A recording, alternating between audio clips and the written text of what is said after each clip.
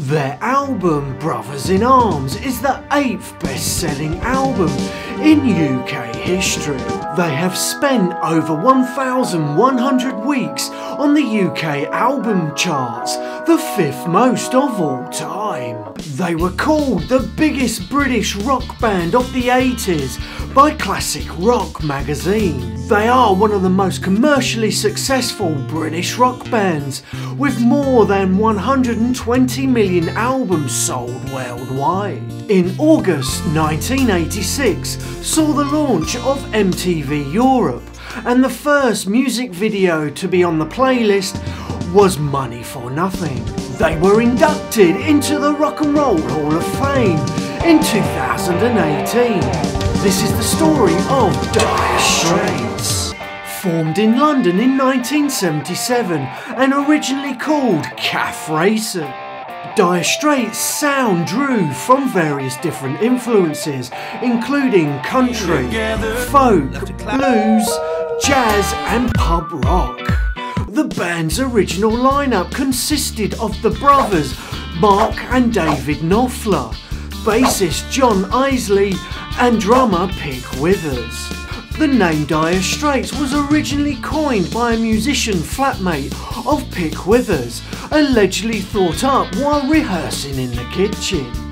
The group recorded a 5-track demo tape, which included their future big hit single, Sultans of Swing, as well as Water of Love and Down to the Waterline.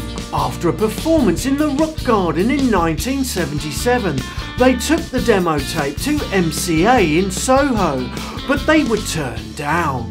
The band then went to DJ Charlie Gillett, presenter of Honky Tonk on the BBC Radio London. They simply wanted advice, but Charlie Gillett liked their music so much he played Sultans of Swing on his show. 2 months later, Dire Straits signed a recording contract with Vertigo Phonogram. Their first single, Sultans of Swing, from their self-titled first album, reached the top 10 in the UK and the US charts. This was followed by the hit singles including Romeo and Juliet in 1981, Private Investigations in 1982, Money for Nothing and Walk of Life both in 1985. Their most commercially successful album was Brothers in Arms in 1985. It sold more than 30 million copies and was the first to sell 1 million copies on compact disc. Also, Brothers in Arms was the first album to be recorded entirely digitally because Mark Knopfler was always pushing for more improved sound quality. Written during Britain's involvement in the Falklands War in 1982, the album's title track, Brothers in Arms, deals with the senselessness of war.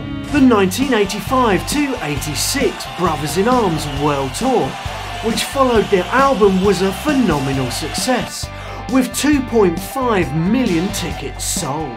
The band played 248 shows in over 100 different cities.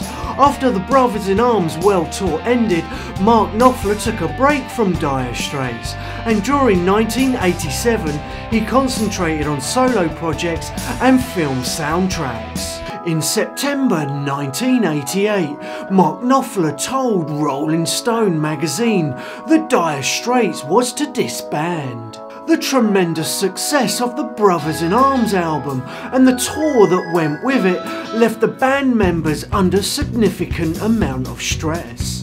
In 1991, Dire Straits reformed and released On Every Street, their 6th and final album. Mark Knopfler felt he had had enough of massive organisations and big shows for success and fame, so this eventually led to the final breakup of the band in 1995. This next band's lead singer also went on to have a very successful solo career, and it was The Police. Click here for the next video.